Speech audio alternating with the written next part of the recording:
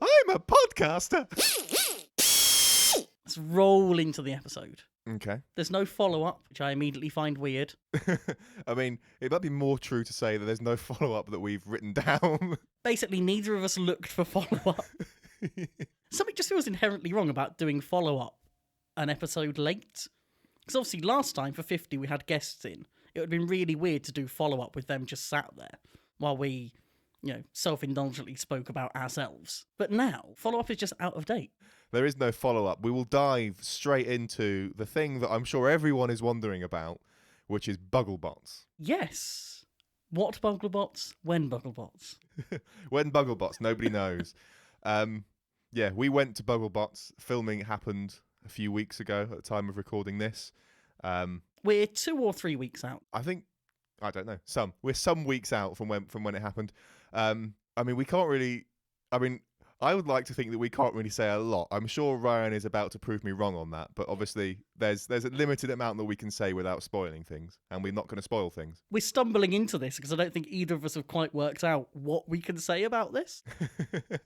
I think it's fair to say it was a huge amount of fun. Mm-hmm. It was probably the most intense introduction to the sport that we could have given ourselves.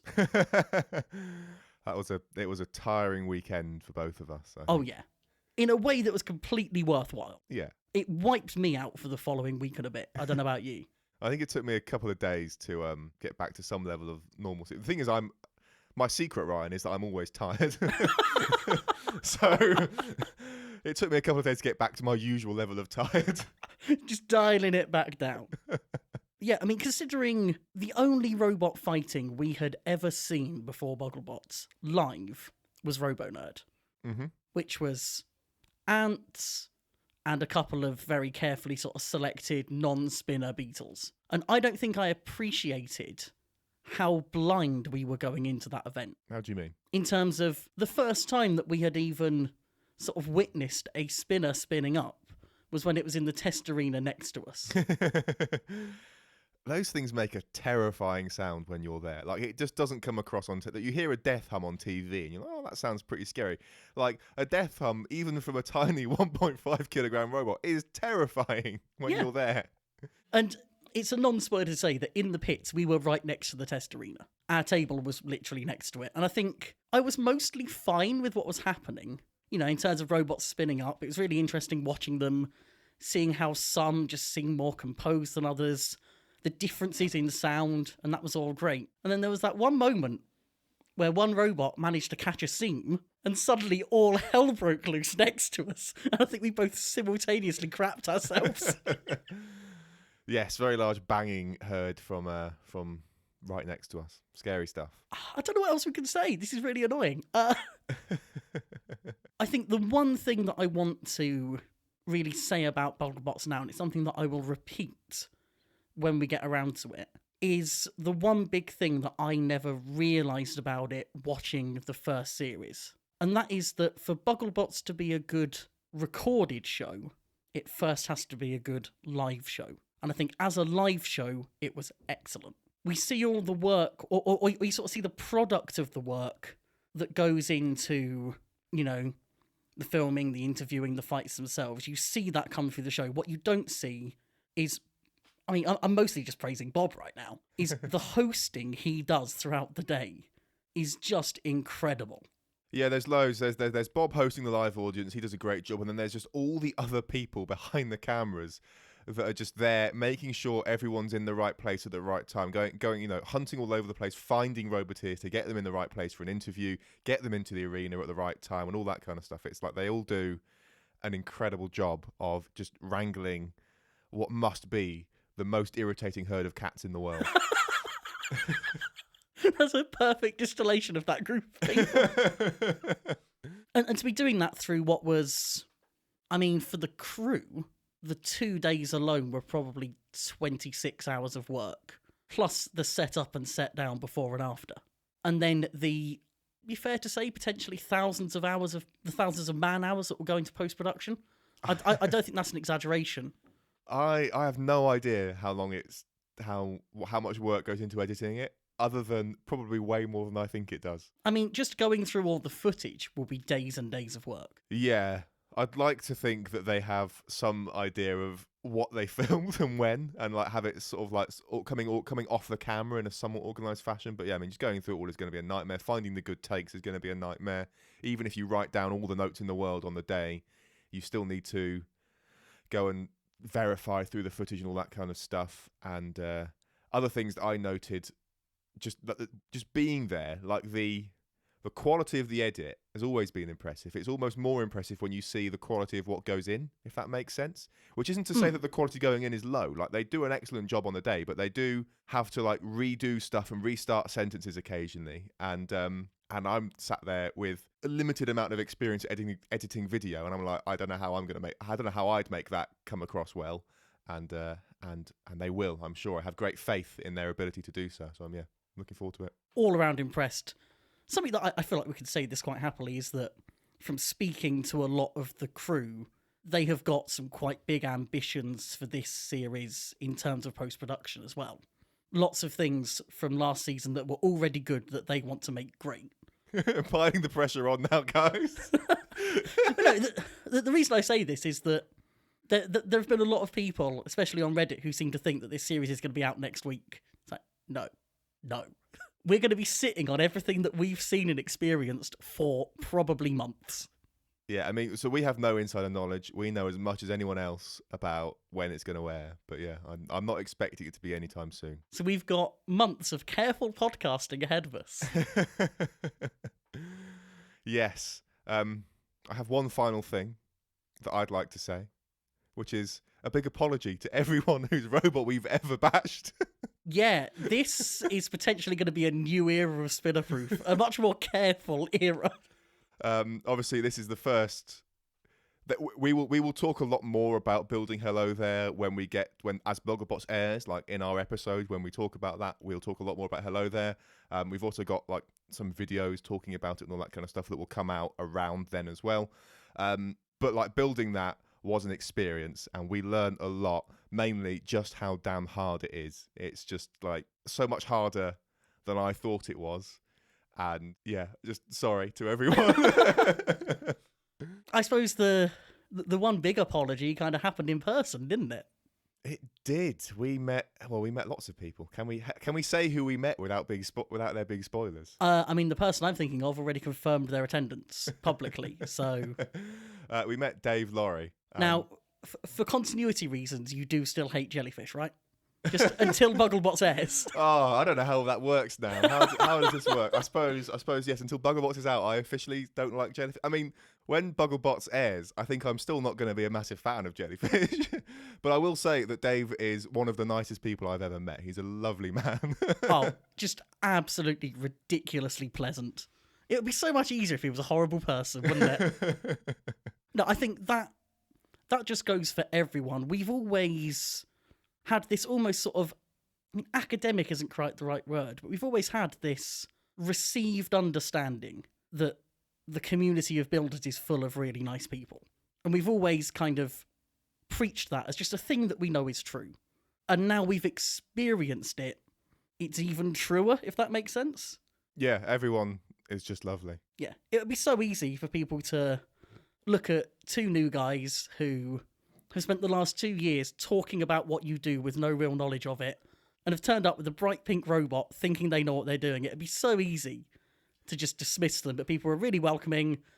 They were really sort of kind in their comments about the robot. They were interested in what we'd done. They wanted to see how things worked. They didn't laugh us out of the building when they realised there was fishing line connecting the weapon to the drive. Only out of the room for that one. Yeah, everyone was just brilliant. And we knew that would be the case, but it was still fantastic to be part of that. Also, absolutely bizarre to have quite a lot of people coming up and talking about this. That was surreal. Every time someone said they listened to this show, I mean, don't stop doing it. If you listen to it and you see us, come and tell us how great we are. No. But like... That's the only reason we did Bugglebots, just fishing for compliments. Oh, God. No, that's not what I mean. But, like, you know, it is lovely to meet people that listen, but it is a really strange experience. And I'm sure it's, like, strange if you've been on, like, the televised Robot Wars and stuff of people, like, coming up and being like, "Oh, I loved you when you were on Robot Wars" and stuff. I'm sure it's equally weird. It's just a strange experience. I think having that, it's a very asymmetric relationship where someone knows you but you have no idea who they are. It's bizarre. Although in this case, we were on the other side of that, where we knew who people were and assumed they didn't know us, and they did. Yes. It's all very weird. This is getting a bit self-serving now. It is, yeah, but I mean, isn't that the nature of a podcast? Although, this is a conversation I've had with a few people lately. I'm still almost not comfortable with this podcast, with doing a podcast. Not this podcast, I'm proud of this podcast, but I feel like I'm still not someone who is comfortable promoting his own stuff. Oh, yeah. And it's like, last episode was really weird for that, because that's something that was an idea we really like, and we brought people in to make it happen. And it's like, this is probably the best thing we've ever done. And we almost don't know what to do with it. Yeah, promotion of your own stuff is weird. For all the hours we put into every episode, we put about 30 minutes into advertising it. Yeah, it's fine though. Does the job. Oh yeah, and I don't know where I'm going with this. But People listen. What more could you want? I think we should move on. yeah, because otherwise I'm going to get soppy, and we don't want that. I mean, you're allowed to be soppy. No, I'm not. I mean, look how that went for Will Bales. Oh dear. Yes. So, yeah, we should move on to To the thing I just gave you a perfect segue for, yeah? to the elephant in the room, which is BattleBots. How is that the elephant in the room? I don't know. 'cause Nelly hasn't fought yet. I just felt like saying it. I like the idea of ruining your segue. BattleBots hath begun in earnest.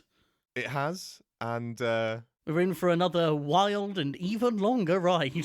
yes, long episodes. I guess I want to do a small bit of administration. I guess Bit of housekeeping, bit yeah? of housekeeping around things. Obviously, we started the bingo thing in the last episode. We're not going to do any bingo stuff on our own today. The next update for that will happen when it happens, and it will be on someone else's podcast. We will make it clear when it's happened and point you all over there and stuff. But yeah, we're not going to sort of go into the card in this episode because we don't have the people with us. Yeah. For absolute clarity, because I didn't explain this very well in the last episode, the bingo is going to be a kind of travelling series around the 3 channels, as it were. So the next update, I think we agreed, was going to be Robocast.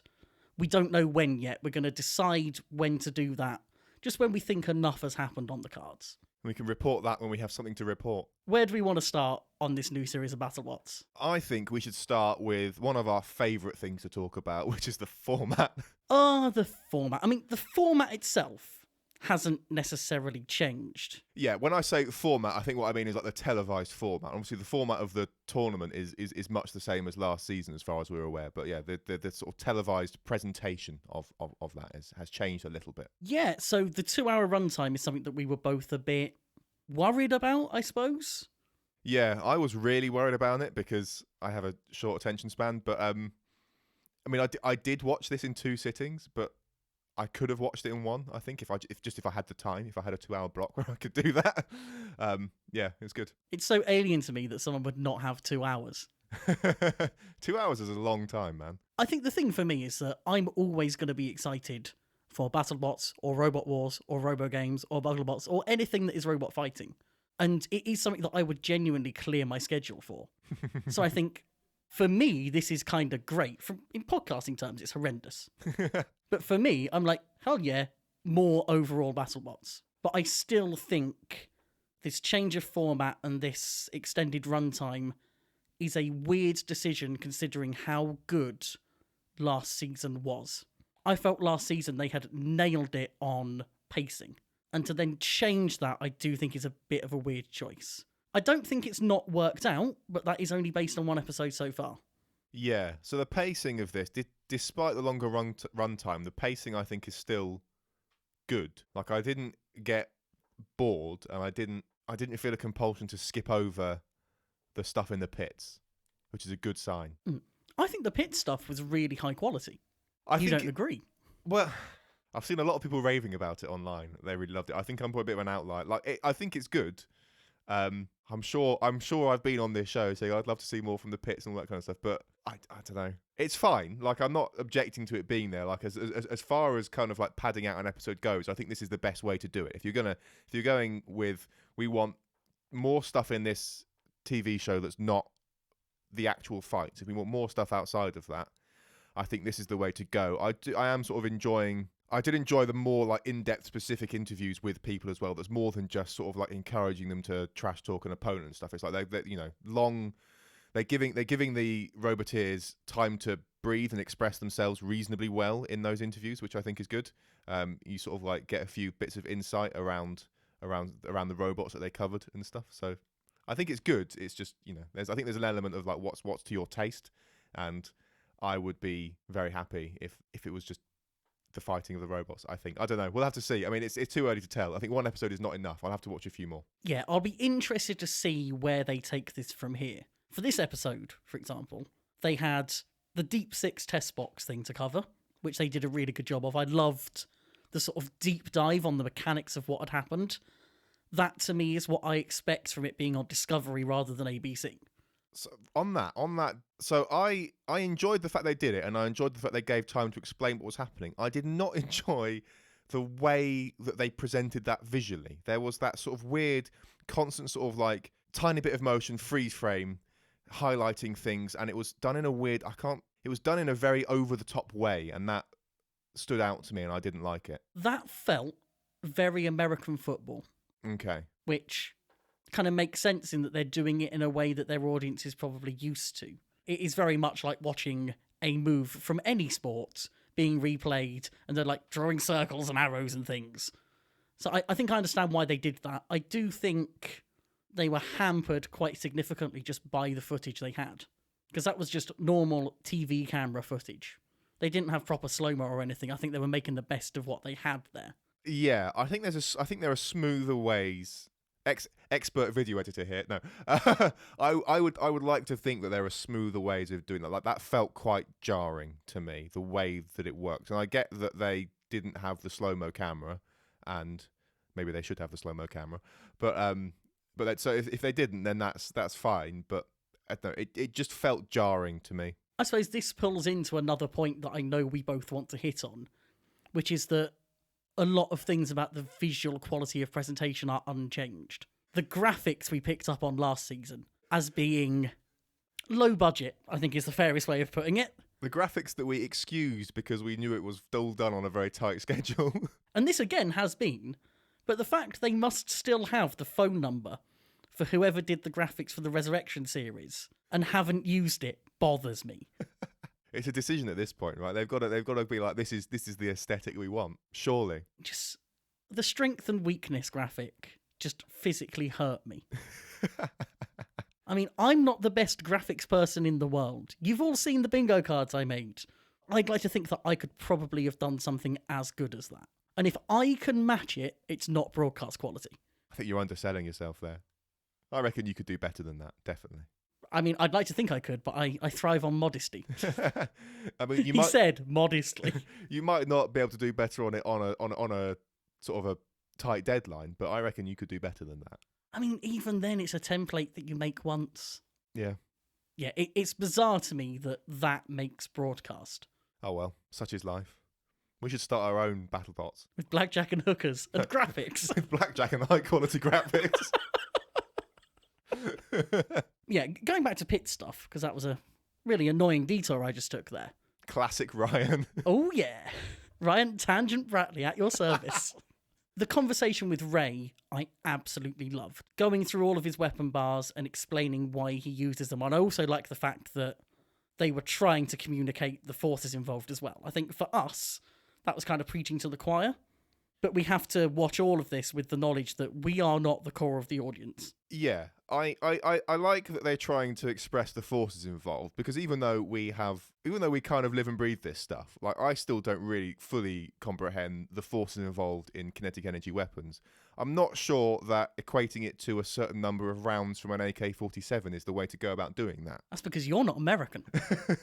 I wasn't going to say that. I'm just saying, in general, I think, rounds from a rifle or a gun or whatever, not the way to go.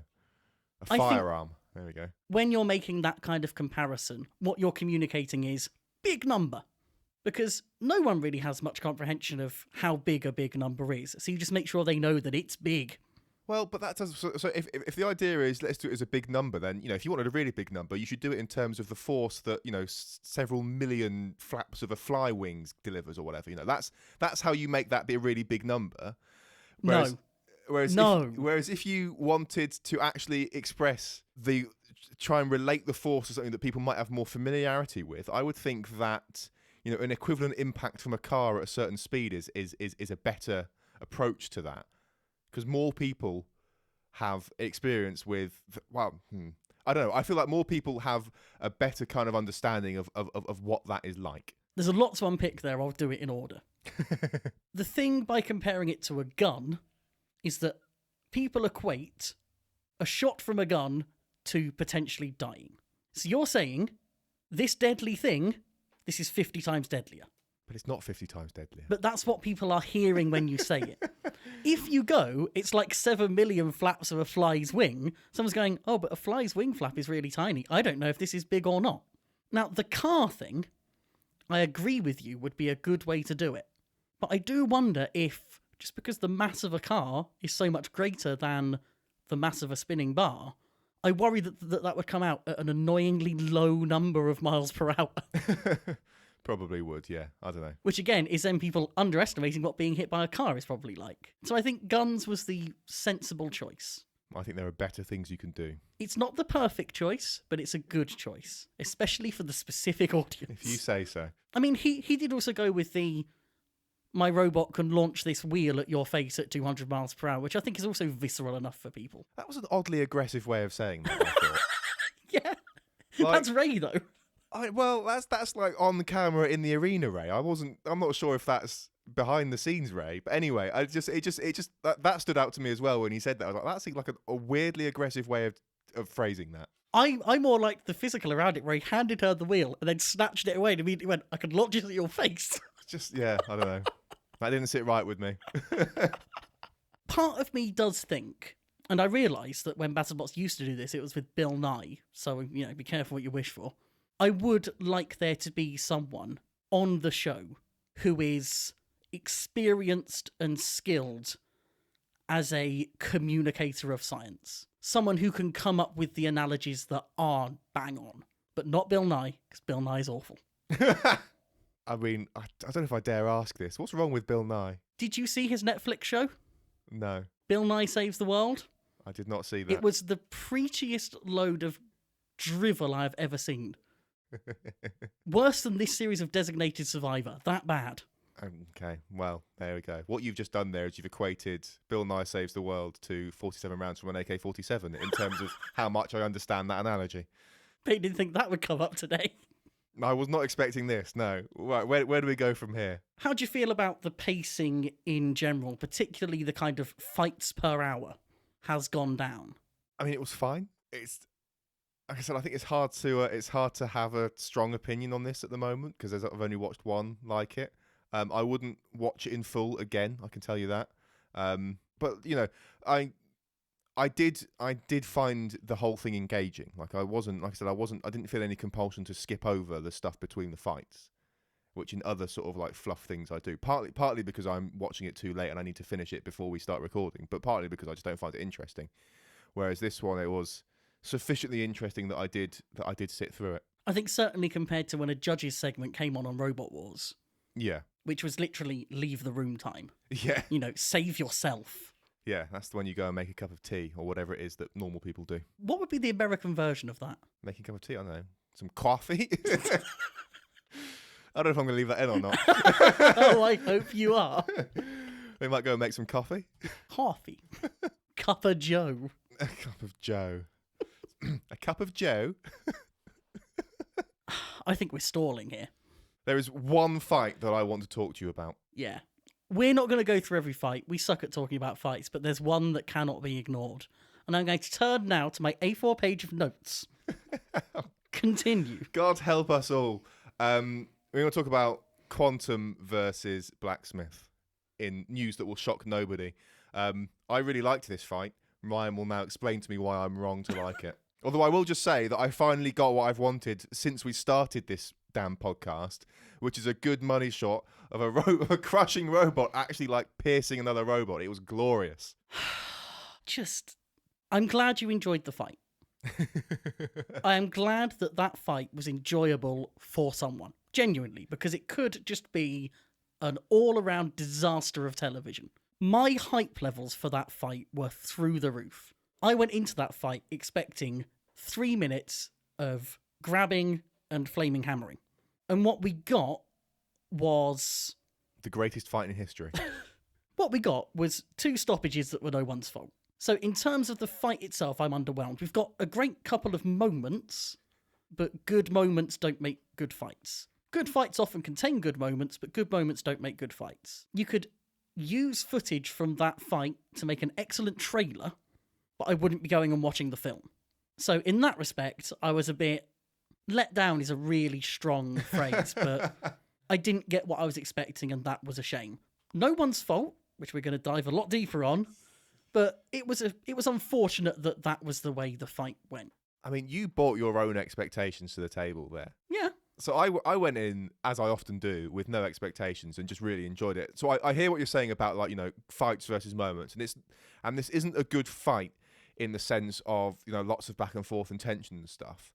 But I don't know, like this fight, like in terms of just this particular segment of the show, this fight, I do think was really good. It was so cool to see a robot do what we thought, and I think everyone thought just couldn't really be done anymore. Like the armor that Blacksmith had on top is not flimsy, and Quantum just went straight through it, and it's just absolutely incredible to see that. Al Kindle's words before the fight.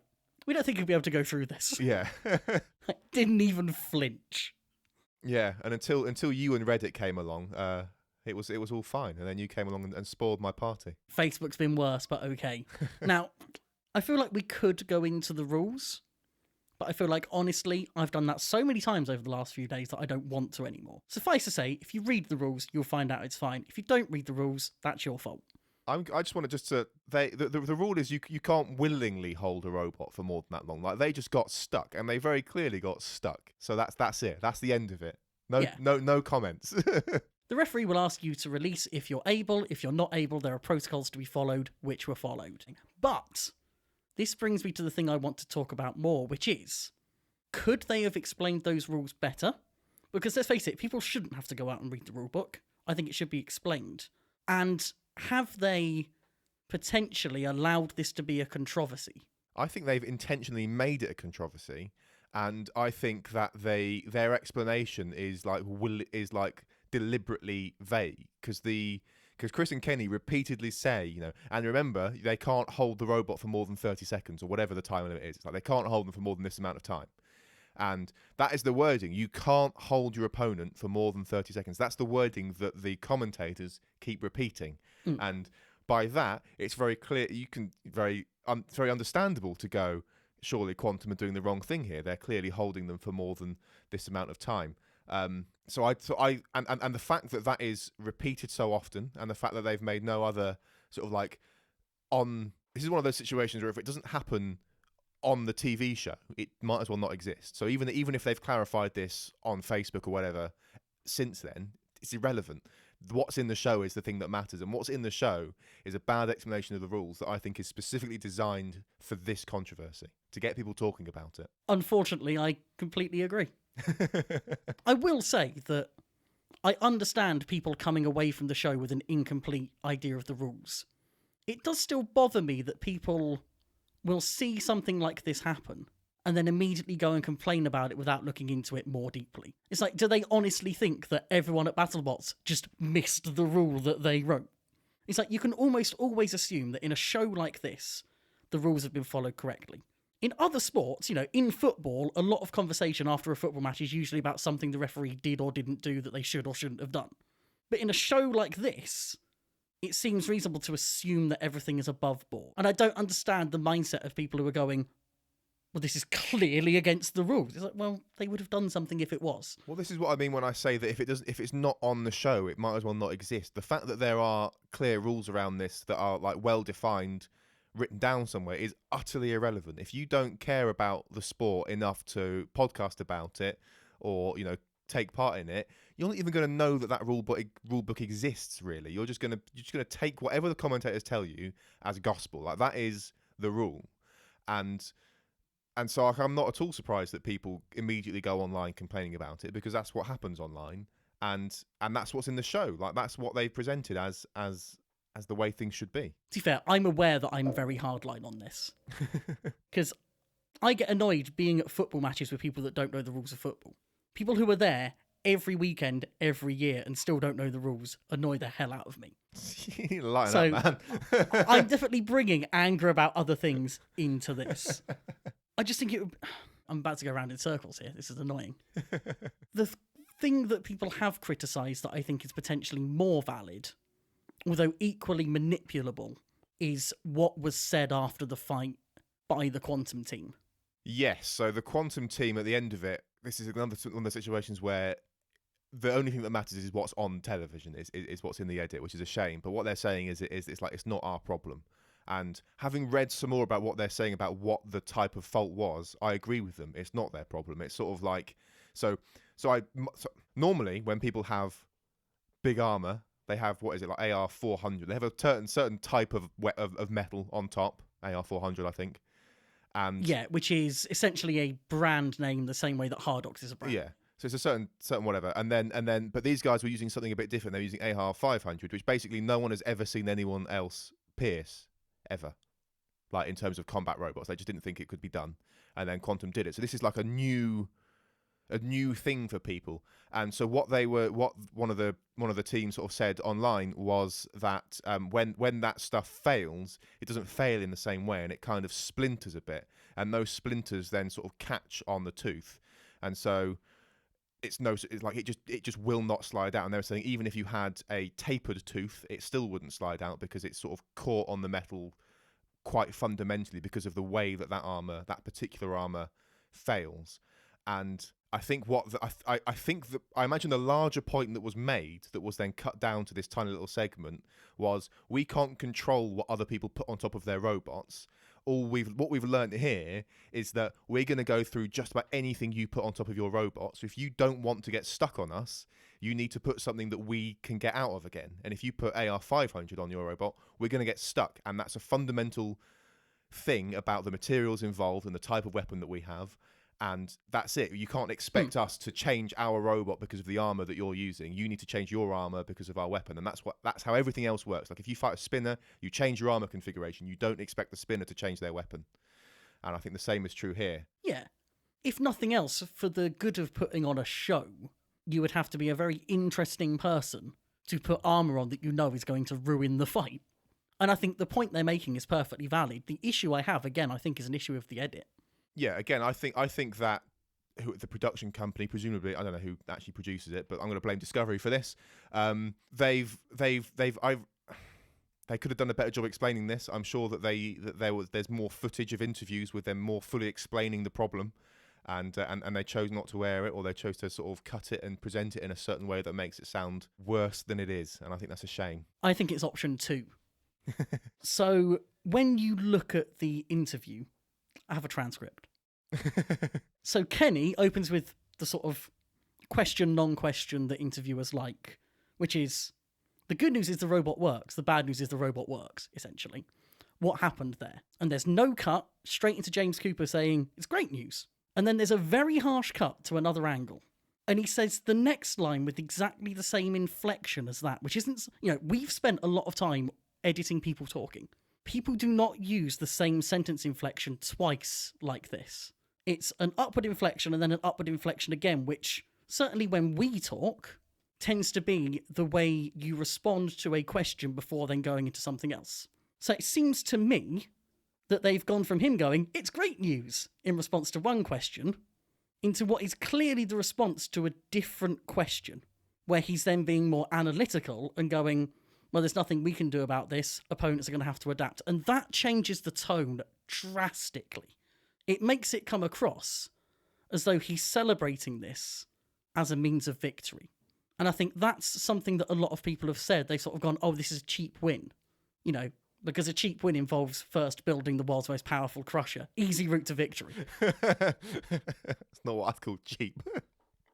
So yeah, again, I think that edit has very intentionally changed the complete overall tone of what they're trying to say, the point they're trying to make that is completely valid. And this is the first time since Robot Wars that I've looked at an interview and gone, ooh, I don't like what you've done with this. I should point out, I can't prove that that's how it happened, but that, to me, there are very strong indications that that is what has happened. I'm not an expert. I'm a guy that sometimes edits a podcast. I'm only using that experience that I have. But that's the way it comes across to me. Do not sue me.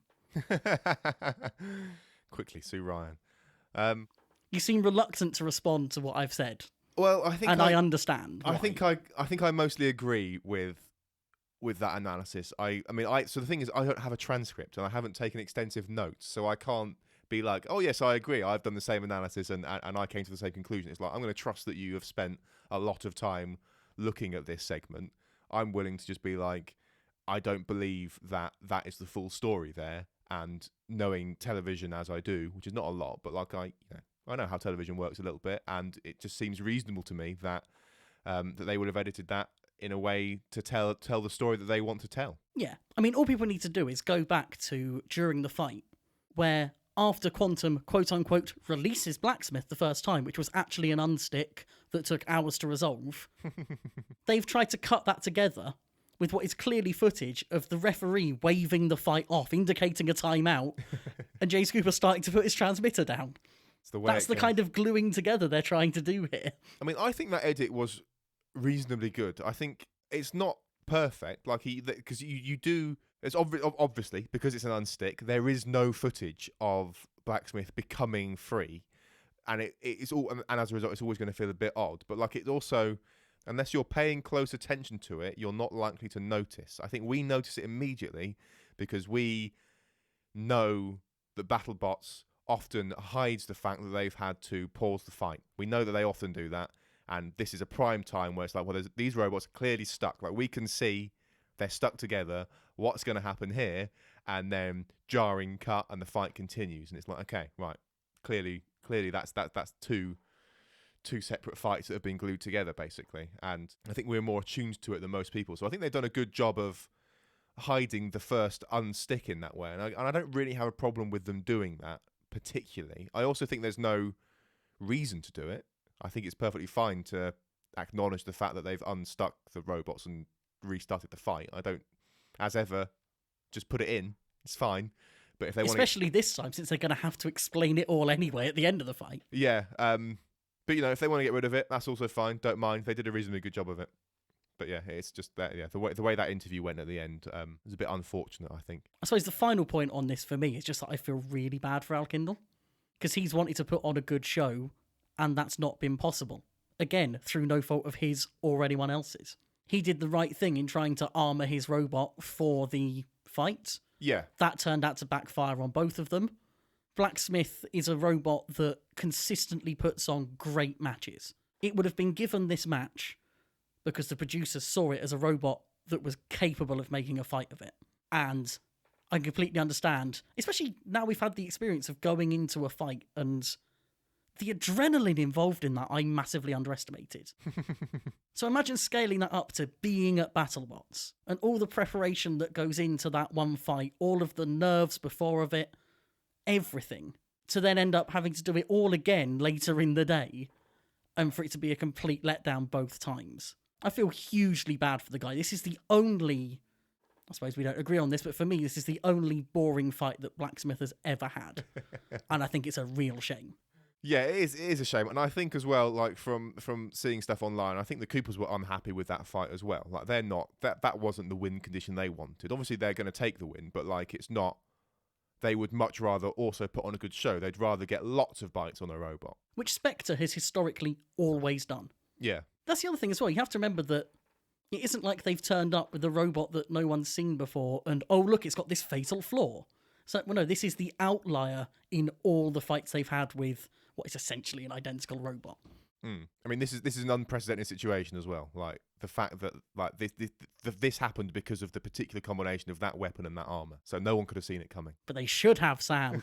Disqualify them all. Well, now they should. If someone else makes the same mistake, then, That's another thing. Obviously, this is kind of the thing that James Cooper was touching on in that interview. Going forward, realistically, the producers can't allow this specific combination to come up again. And you can't tell Quantum to have a different weapon. So they are going to be having to tell the other team, surely, please don't use this. I don't think they could do that. I think if the producers told them that they couldn't use specific armor against a specific robot, I think that would be a bad thing. That would not go down well. Yeah, exactly. So I wonder what they do. Do they just accept that this could happen again? I think the producers have got to accept it's going to happen again, and I think they've got to trust that most people there, most of the competitors there, are there. You know, the good chunk of the reason to be there is to fight and try and win, but they're also mostly there to put on a good show. That's what people want to do. They want to go there and have good fights that are sort of tense, and they want to entertain people. And you've got to trust that the Roboteers will acknowledge that a fight that has to be unstuck twice and then go to a judge's decision is not as entertaining as a fight where Quantum gets lots and lots of bites and releases. And so trust that the Roboteers, that they will put different armor on there that will release. I agree with every word of that. But for all we know, there's a team sitting there that only has AR-500 top armor. Are we then expecting them to manufacture something different? I'm not expecting them to. They've got the option of doing it, I think, because they've got access to a lot of tools while they're there, and I think they've got a reasonable amount of time to do it. But equally, you can't tell them to do it. You couldn't sort of pressure them into doing it. It's like if they want to go in with AR-500, then you've got to let them go in with AR-500. This is another of the situations where the rules as they exist today need to be upheld consistently throughout the entirety of this tournament. And if the producers want to limit this, if they want to make it a rule that if you're facing a crusher that can go through AR-500, you can't use AR-500, that's fine. If that's the rule they want to do, that's fine. But that's got to be a rule that's established before the tournament begins, and then that means that everyone is competing with that understanding. You know, they are acknowledging that is one of the rules they've got to play by, like all the other rules that they've got to play by. But they can't change it halfway through. So if they've got a team there that only has AR-500, then that's just what's happened. There's nothing you can do about it. They couldn't have planned for it, and they can't. I don't think there's any reasonable way to change course halfway through. It would be so much easier if this was actually someone's fault. The fact it's no one's fault makes it so much more complicated. I don't think it does make it more complicated. I think it gives a lot. It means that there's a lot more sort of discussion to be had around these things. But I don't think it's any more or less complicated than it would be if it was someone's fault. It's just like, this is a thing that's happened, and there's nothing we can do about it right now. Let's move on. Well, no, if it's someone's fault, that implies there's already a rule in place and a specified course of action. Whereas with this, it is a situation that no one is prepared for. You are having to adapt to it on the fly. Yeah, but I think the course of action is what I just outlined. Trust that the competitors will still try and put on a good show and accept the fact that they can't change the rules halfway through. I think there's some, it's opened a door for discussion for the next season, if there is a next season. But it doesn't change anything about right now. Well done for not jinxing another season there. That was very nicely done. Yeah. Bad situation. Sucked for everyone involved. I don't think there's anything more we can add to this discussion, is there? No. Certainly not anything I can. And breathe. Indeed. The one other thing I want to touch on, which kind of falls under the was this a good episode kind of discussion, is the main event, which I personally feel was a huge letdown. And I'm very surprised that they ran it as the opening main event. I think the rest of the episode was strong enough that it didn't matter. And I understand that they probably quite like to have Tombstone in the first main event. But compare this to Tombstone Minotaur last year, which was one of the fights of the season.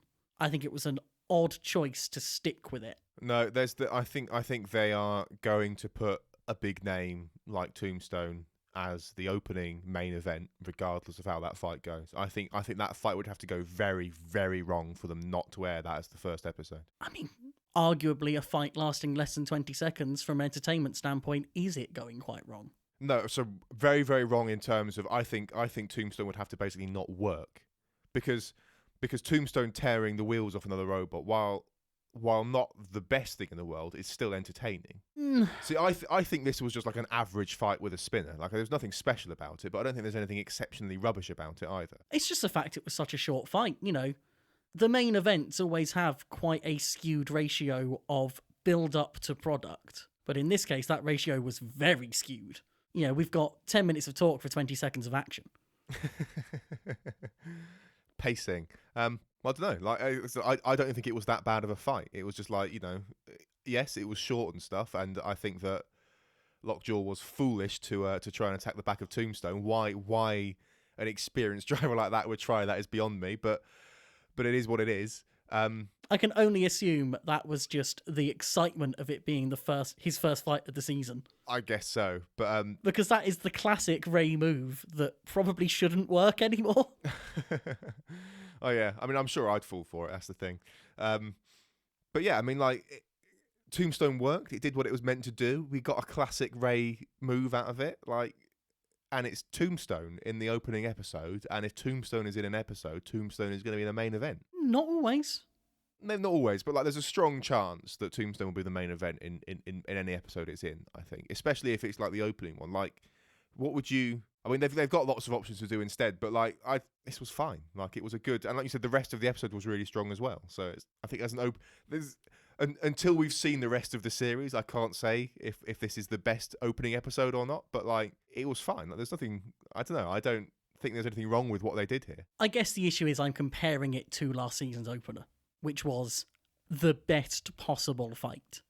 It was the perfect fight to introduce us to the concept of a main event as much as anything. I put it to you that a good fight contains good moments and that a good episode is more than just having one good fight in it. I think overall this is a strong episode overall, even if the main event is not the strongest thing in the world. I present to you the more complete theory that good fights may or may not contain good moments. Fights containing good moments may or may not be good fights. It's a much more complex picture. Just because this had good moments in it didn't make it a good fight. There have been plenty of good fights that had no particular good moments. I'm not debating whether this is a good fight. I'm saying the episode overall, the whole episode in its entirety, is a strong episode. Oh, yeah. Oh, that's not up for debate. It's a very good opening episode. What I'm saying is, because it's a strong episode, I think it's perfectly reasonable to put this as episode 1. Oh, yeah, I'm not questioning this being episode 1. I'm questioning this being main event 1. What would you do instead then? How would you edit? How would, like, they would have planned for this to be the main event? They can't just, and it would be an enormous amount of work to change what the main event was. Because they would have done the interviews for this being the main event. Yes, and how many of them were dated towards being in episode 1? Yeah, okay, I see what you mean, but like, they could have taken what was planned as episode 2 or 3's main event and moved it to episode 1, because the fights we're getting for episode 1, 2, and 3, as far as we're aware, are the first 3 filming sessions, essentially. They seem to do it in roughly that chronological order, but there's definitely wiggle room in there if they want it. Yeah, there maybe will be some logistical issues, and again, I think there's a big draw for just having Tombstone in episode 1. Oh yeah, that I completely see. I think they will always want Tombstone as their first main event. That's the only reason I think this survived as this main event. But I also don't think this is a bad main event. It's a bad main event. Okay. Well, we can sit here and go in circles if you want. We had this a few times last season where, you can't guarantee that the main event will be the best fight of the episode, because to think that would be to imply that only the big name bots can put on good fights, which is demonstrably not true. But it's just the fact it is the first one. Okay. Maybe the rest of the episode was so good they thought it could get away with a poor one. I don't know what you want me to say anymore. I think this was a perfectly good episode and a perfectly good main event. But that's it. I'm done. Fair. I think this is the problem I always have with films. Films that end too late. This episode would almost have been better if it had finished before this fight. This fight took the average down slightly. Okay. Well, talking of taking the average down... First of all, anything else to say on BattleBots in general? I look forward to watching the rest of it. Same. Do you want to talk about the live stream quickly? Yes. Seeing as we're here. Because this is going to get something out of the way that I might have to do later instead, and I can get it out of the way in a more constructive way here. God, what do you want to get out of the way? Witch Doctor. I've not been very kind about Witch Doctor in the past. Particularly last season, I felt it had got into the top 16 on reputation rather than merit. Mm-hmm. I still feel that. It's just that this one seems to be pretty good. I don't think it changes anything, but a lot of people seem to think it does. Yeah. Witch Doctor's been proving the haters wrong, and the haters is me. Yeah, well, there we go. Right, live stream covered. I mean, it was an interesting one. It was a very, very bold decision to put on a live event, and I think that for the most part it worked out. Yeah, I just want to air some grievances of my own quickly before we actually start talking about actual BattleBots. I just want to complain about the fact that it was not on the BattleBots Twitch channel. I tried so right because this aired at a really inconvenient time in the UK, and I am not Ryan and willing to either stay up or get up really early or stay up really late to watch these things live when they air in the US. Not going to do it. So I set up my computer with a scheduled task, and it was going to go and download the live stream as it was happening. I'm going to go to the BattleBots Twitch thing. It will just download that thing, and it'll be fine. And you can use a program called YouTube DL, which can download things from more than just YouTube. Twitch is one of the things it can download things from, and I'll just get the bits that are streamed as a video file, and it's wonderful without using like OBS to do screen capture, which is what I've seen other people do, which just seems insane to me. Why would you do that? Anyway. Piracy with Sam. All I'm saying is there are better ways to go about doing this. Unless, of course, BattleBots don't actually go live and host the damn video themselves, and they just host, what is it, like Twitch lets you host other channels, and they were hosting the Amazon Alexa channel. So my computer spent like 3 hours on Friday morning, every 30 seconds, going, is BattleBots live yet? Is BattleBots live yet? And I had nothing to show for it. And I went to all the effort to do this because I wasn't sure if there was going to be a Twitch VOD of this thing. And if there was, and it was like, well, I've got to wait for someone else to do their ridiculous OBS screen cap thing and upload it to YouTube, which is fine, but not as good as doing it yourself. So that was annoying. Thankfully, there was a VOD, and I just downloaded the VOD, and everything's fine. But yeah, I just want to complain about the fact that they didn't go live on the channel that I thought they would. The main annoyance for me with that is that there will have been 2 Twitch chats because of that. One on the Amazon channel and one on the BattleBots channel. And I don't know which one they were referring to when they spoke about chat. It seemed like it was probably the Amazon one because it was full of idiots. I don't think Bronco can get under free shipping was my favourite quote of the night. Actually, no, my second favourite quote of the night, but we'll get there. Oh dear, yeah. Who knows what chat that was? Overall, I think the standard of fights was decent. Not necessarily spectacular, but decent. I mean, as far as a live event goes, I think that was pretty well done all round, really. I mean, Sam complains about technical things. The lack of audience noise was weird. Like that makes all of like the presentation just not land properly because the lack of an live audience reaction just makes everything sound really odd and hollow and fake, and it's just bizarre. And then similarly, there was no box audio, and then there was way too much box audio. So I can understand that obviously, you're not going to get it perfect, but like it did seem to take longer than it should have done in my eyes to get it sorted out. But then, I've never tried to do that live, so who knows how hard it is, but yeah. They've basically pulled off about 98% of the live stream. And unfortunately, that 2% will always be much more noticeable when it's up against the 98% that is completely as it should be. Yeah. But it feels like this may have been a bit of a test run on their part, hopefully for more of this. Don't know. I imagine a lot of it came from funding from Amazon. So if Amazon are willing to open their wallets again, then yeah, maybe we'll get more of it. Well, I hope they're going to use this to say, hey, you've got a tech-based event, we've got a tech-based sport, we've learned how to do this, let us do it with you for money. Yeah, more Mars things or whatever it was. Turns out it's nothing to do with Mars. I did not learn this until long afterwards. It's just an acronym for stuff that's not Mars. Genius marketing is what that is. So, of course, they, some part of the Mars, and at this point, I'm not even certain it's the A, stands for AI. Yeah. So Chomp was, of course, there because Chomp has AI. Does it now? I think that's news to everyone. I didn't actually watch this segment, so you'll have to tell me what happened there. So, in between the rounds of fights, weirdly, the builders decided they needed time to fix their robots. Scrubs. And while that was happening, the Twitch host person they had, who was very enthusiastic and was clearly being fed stuff, but doing quite well with that stuff, was sent as a lamb to the slaughter to go talk to the Chomp team about their AI. To which I'm pretty sure it was Jasher Little very quickly said, Chomp doesn't have AI, Chomp has software. Which is the single greatest sentence I have heard this year so far.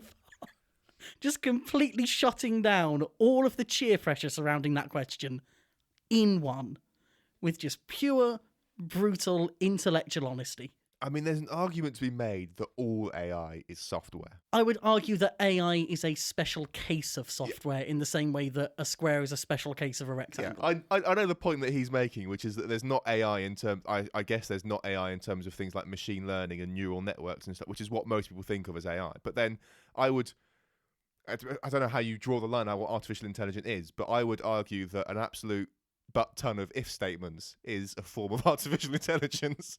And I imagine that that's what Chomp has. I mean, Chomp basically has A lot of if statements. a different system of input in that it's not just receiving complex radio signals, it is also receiving data from LiDAR that it then bases some actions off of. Yeah. So it's autonomy, but that doesn't necessarily make it AI. Oh, poor Chomp. Chomp didn't cover itself in glory again. But I did see literally half an hour before doing this recording that apparently they were testing out a new system to stop it falling over as much, which, for reasons that weren't expanded upon, didn't work. And that was 2 kind of vacuum feet on the front, which in the testing video they showed seemed to work really well.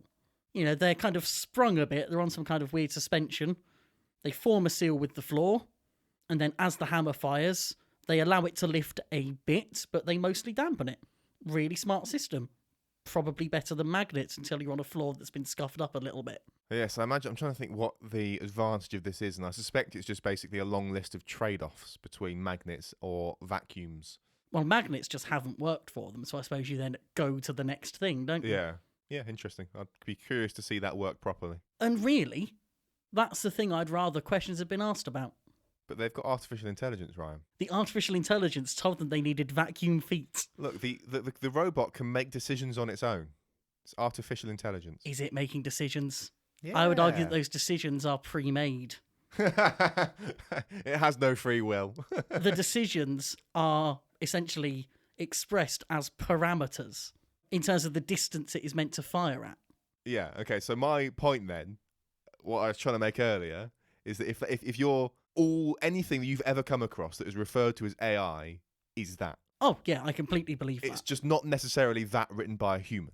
That's the thing. Like, all neural networks do is basically write their own code effectively, but like a sufficiently motivated human could write code themselves that does the same thing. But surely that's a product of AI, not AI itself. It's a product of a process. So the way that a neural net works is that you give it... We live in a society. We live in a society.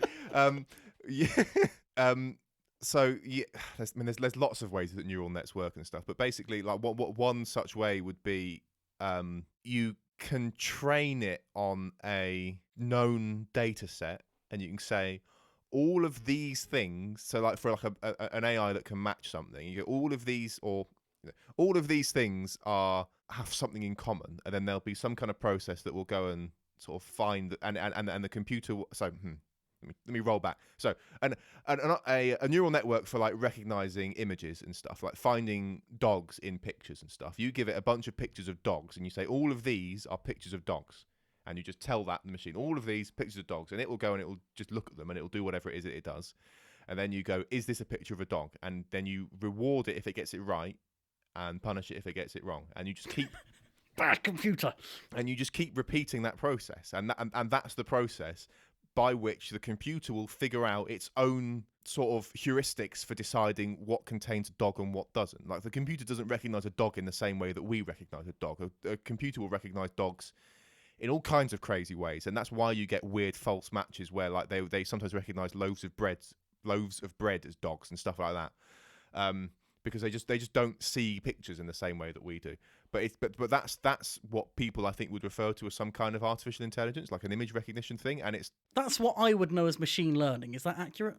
Yeah, I would call that machine learning as well, but I think there's a lot of people that would call that AI. Yeah, that's fair. I'm just being more specific than that, I suppose. I mean, there's lots of that entire branch of computer science has a marketing problem, which is that none of what they've ever made is AI. None of it is.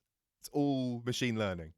So if we wanted Chomp to take a step closer to being what would be universally agreed upon as AI, it should just be sent in with LiDAR and the ability to tell whether it has hit something or not. And it should just be allowed to keep swinging when it thinks is right until it starts getting it right more often. That would be closer to AI, yeah. If you did that, I mean, I think in order for it to be full AI, it would just have to be completely like you just put it in there and you just say go, and it just does what it wants, and it may or may not try and win the fight depending on what it feels like doing. Chomp accidentally becomes a pacifist. It might decide that it likes rolling around instead of. It's already decided that, apparently.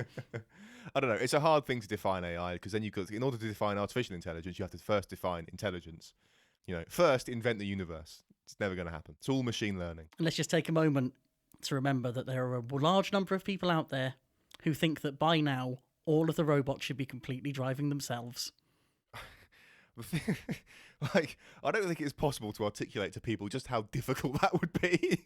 Or just how boring it would be to watch as two robots constantly follow a wall hoping there's another robot there. Well, if they did autonomy in a good way, I'm sure it would be as entertaining as with humans, I think. But yeah, to do that would be so insanely hard. I don't think it would ever be as entertaining.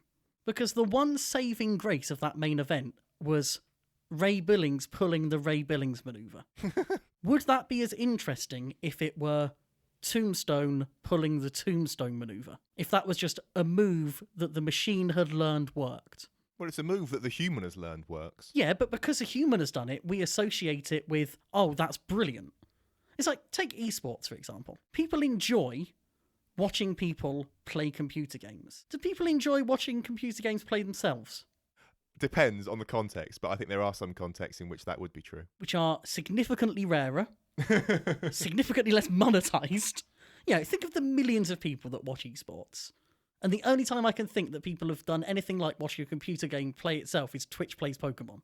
So the thing about this is it's sort of like, you want to attribute things to like feats of human achievement, and that's fine. But like, so if you had a computer doing feats of human achievement as well, then I think that would be equally valid. Like, it really depends on how you want to define what AI is. If you go, well, we're going to have human level intelligence that's not human, that humans have created, I think it is just as impressive for that to do the Tombstone maneuver as it is when Ray does it. Yeah, if it's on the level of a human, but we're not talking about that. We're not talking about anything close to that. Well, you might not be talking about that. What I was saying is if you did AI that was good enough, I think it could be as entertaining as humans doing it. And when I say good enough, I mean AI that is as intelligent as humans.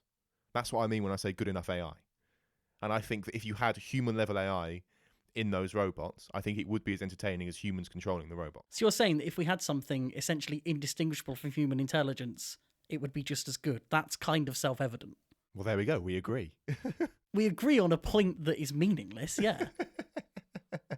But that would be robots controlling themselves being an entertaining fight. Yeah, I agree, but that's not anywhere close to the reality that we're discussing here.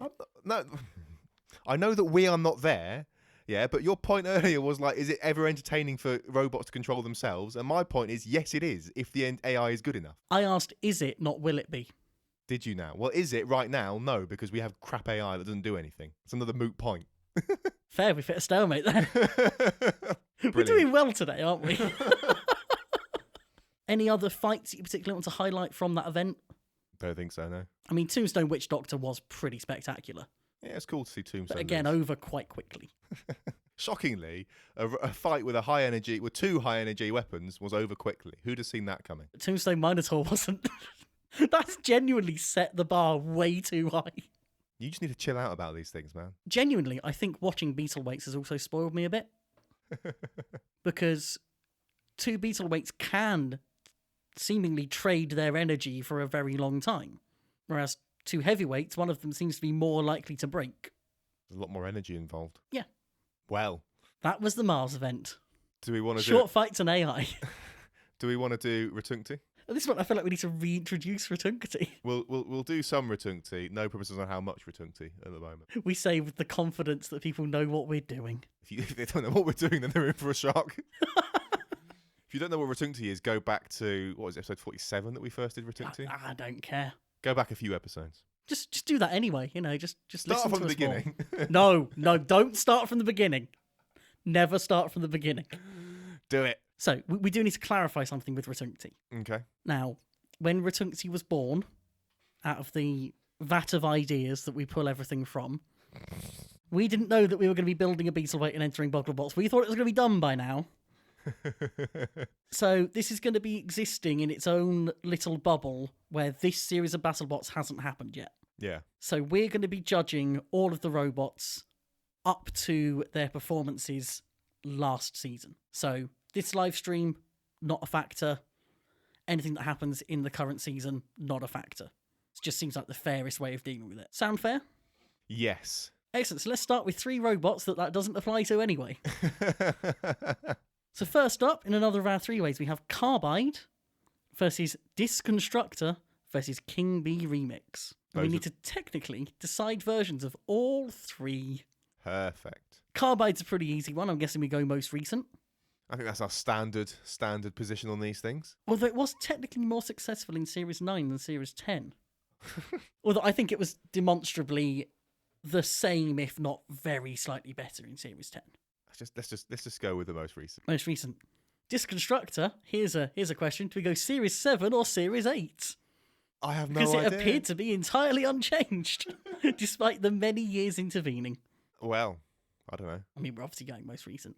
And then for King Bee, we have the Series 8 version that didn't win a fight, or we have the RoboGames version that didn't win a fight. I mean, how different are those 2 versions of King Bee? As far as I'm aware, the RoboGames version was quite significantly upgraded. I think Side put quite a lot of work into it, and then got the brutal draw of Turo Maximus first. Okay. Which kind of scuppered everything.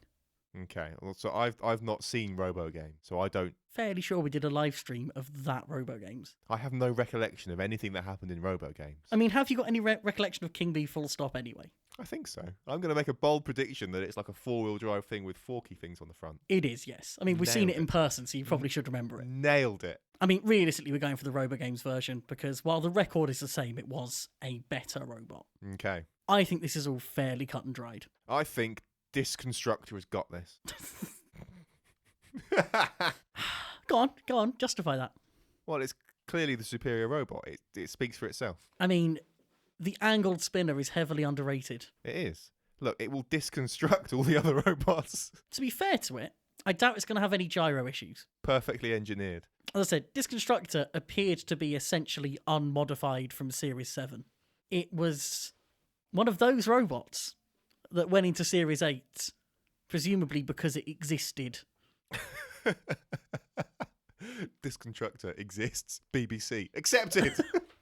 And fair play to them for doing that. You know, lambs to the slaughter in Series 8. Yeah, well. I think they're the easy one to discount here. Yes. As much as King Bee doesn't necessarily have a plan for spinners, I'm not sure Disconstructor is a spinner they need a plan for. Just shove it in the pit. If it's open. Yeah. That leaves us with Carbide King Bee. Now, I'd like to pretend there's a discussion to have here. 7-1. I mean, that would require an 8-sided die. 6-1. 6-1. I know how this tournament works. It is 6-1, and I want to say that with huge apologies to King Bee, because I do love it as a robot. This is not the matchup that favours it. Right, you ready? So, 1, 2, 3, 4, 5, and 6 for Carbide. 7 for King Bee. I know what it is. All right, Bob, calm down. I know something you don't know. It's a 1. A consummate victory for Carbide. What a shocking surprise. Shockingly, Carbide hath won. I mean, is there anything else to say about that? I mean, Carbide isn't invincible. There are plenty of robots coming up in this where it would not be the favourite for me. And I think that would be controversial to some people. We've got some good wedges. You and your wedges. Up next, we have Endgame versus Eruption versus Sawblaze. So again, there's some versioning. Mm-hmm. I assume we go with most recent of both Eruption and Sawblaze. Again, clarifying painfully that does not include the current Sawblaze, nor would it include the current Endgame. It's not quite the most recent Sawblaze, but yes. Canonically, it is the most recent Sawblaze. It's the most recent in this timeline. I suppose we could argue that Endgame kind of competed in China and did very well, you know, better than it has in BattleBots. If you say so. But I haven't seen enough of those fights to really judge it that way. Well, why not? I've seen all of them. Should we start with Endgame then? I'm happy to go with, Endgame from from the one time we've seen it on BattleBots, the one series of BattleBots. Oh, the one season. I think meant the one fight. The one fight it's had. Which made it sound like you were talking about this season. Yes, the one fight it had. Now, I think Endgame is another iron ore, isn't it? That I tipped as a dark horse and was very wrong. It didn't do very well at the beginning in the opening rounds of BattleBots, if memory serves me well. It did well to begin with. It started with a really good win over Shredderator, and it was kind of downhill from there. They have only lost to good robots. That doesn't mean that they're good. But it does make it harder to say that they're outright bad. So they lost to Bite Force, they lost to Son of Waiachi, they lost to Warhawk and Brutus, technically, and lost to Sawblaze, all of which were top 16 robots. Although I still think Endgame maybe should have been in place of Witch Doctor. Keep banging that drum. Oh, yes. The issue is the way they lost all of those fights, which was mostly by being flipped, or in the case of Sawblaze, by just being dominated for the sort of entire second half of the fight by a robot that they'd already done really quite critical damage to. Yeah. So I think it's hard for me to go into any situation now looking at Endgame and going, there's my favourite. Yeah, I don't think they're a favourite for me either. I'm sort of like, this is going to be a tough one, I think. It is. Like, how do you eliminate any of these? Because Eruption's really good as well. But Sawblaze is the kind of design that could really trouble it.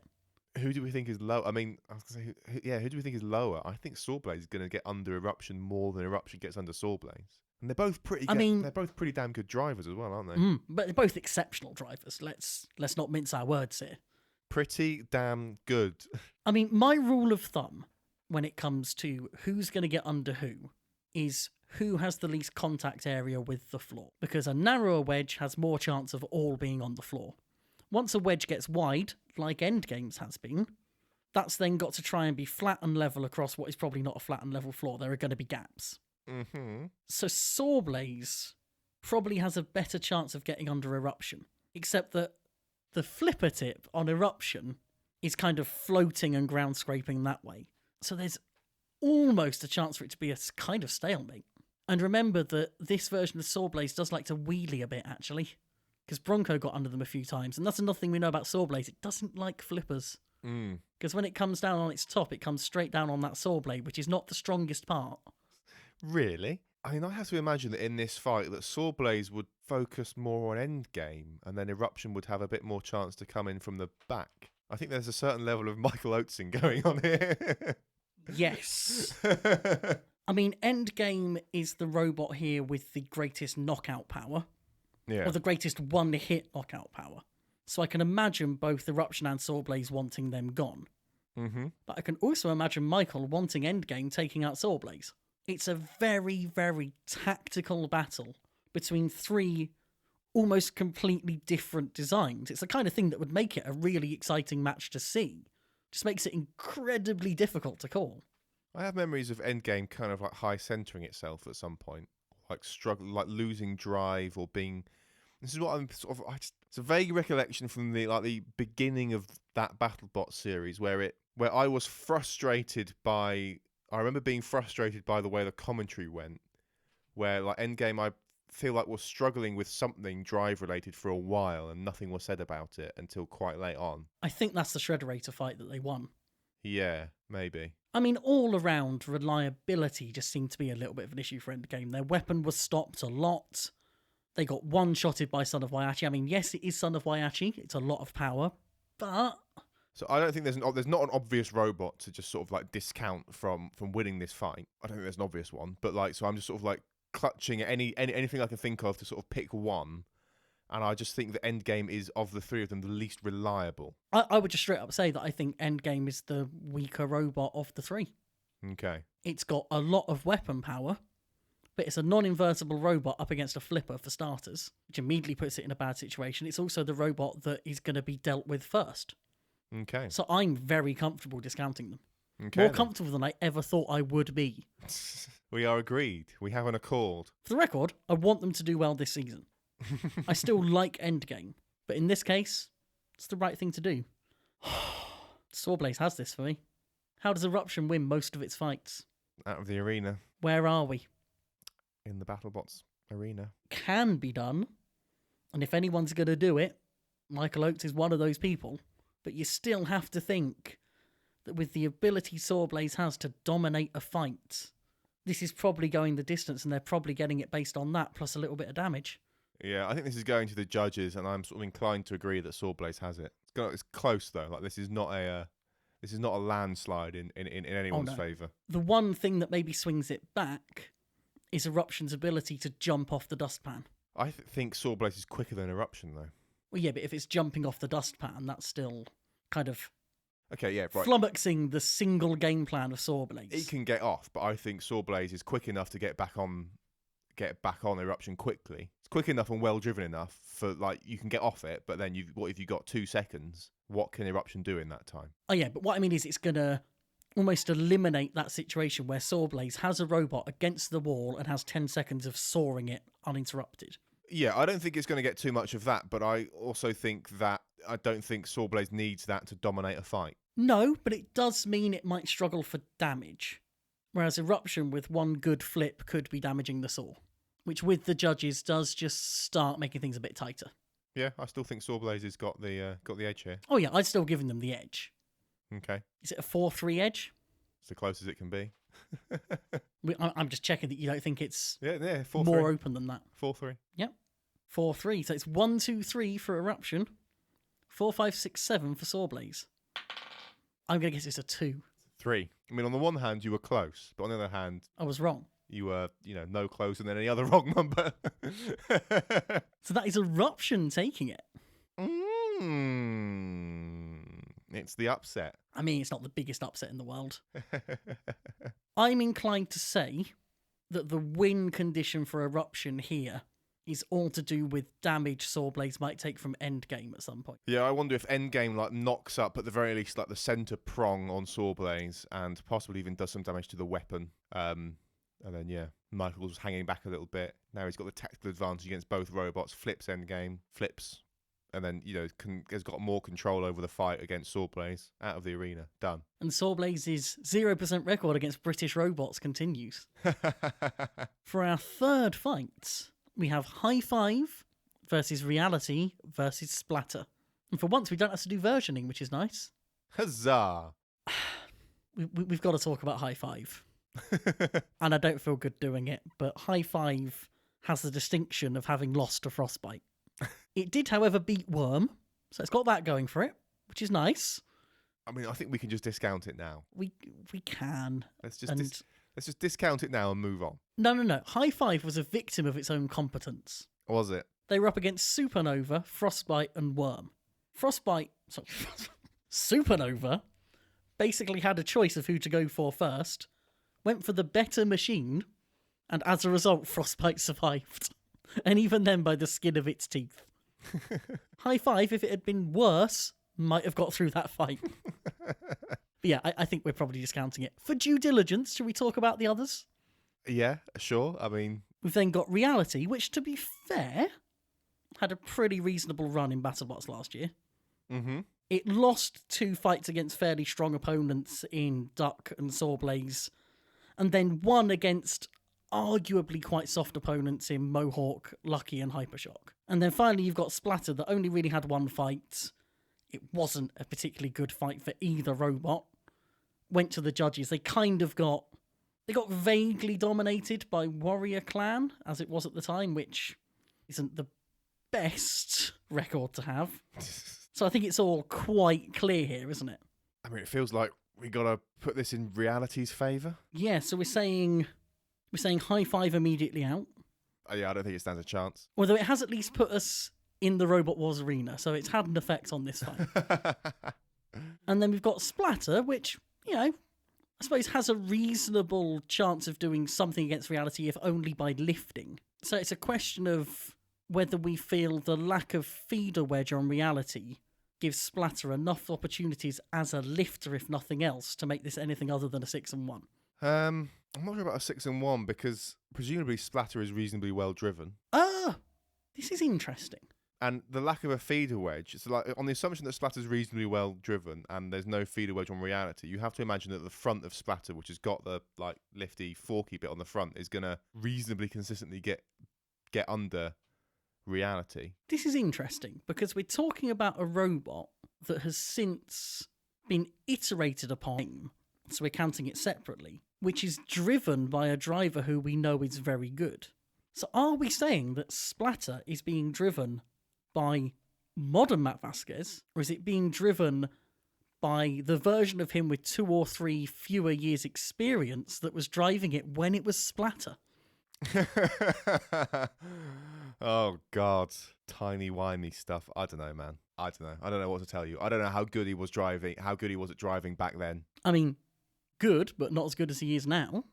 Well, I have to imagine that he was competent enough to keep the front of the robot pointed at his opponent. I mean, the Warrior Clan fight maybe doesn't tell that story, but that was a question of them being up against a robot that was lower, so they had to be trying to get around the sides. I'd like to think we would see at the very least a competent drive in this fight. Yeah. And it is a very manoeuvrable robot, more manoeuvrable than reality, most likely. I'm not sure I want to go quite as far as a 6-1. I'm fine with that. I feel a 5-2. Yeah, with the win condition for Splatter being...